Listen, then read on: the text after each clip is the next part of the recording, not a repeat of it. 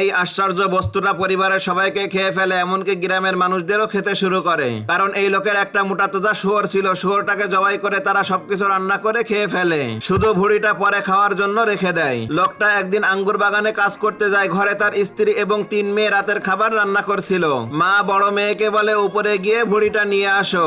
মেয়ে ভুঁড়ি আনতে সেখানে গেলে ভুঁড়িটা মেয়েটিকে খেয়ে ফেলে। মেয়ে ফিরে না আসায় মা মেজো মেয়েকে পাঠায়, কিন্তু ভুঁড়িটা তাকেও খেয়ে ফেলে। তারপর ছোট মেয়েকে পাঠানো হয়, কিন্তু ছোট মেয়েটিরও একই পরিণতি হয়। কোনো মেয়ে ফিরে না আসায় মা নিজেই ভুঁড়ি আনতে যায়, কিন্তু ভুঁড়িটা তাকেও খেয়ে ফেলে। সন্ধ্যায় লোকটা বাগান থেকে ফিরে এসে দেখে বাসায় কেউ নেই। সে স্ত্রী ও কন্যাদের খুঁজতে খুঁজতে ক্লান্ত হয়ে পড়ে। অবশেষে ভাবে নিজেই ভুঁড়িটা এনে রাতের খাবার তৈরি করবে।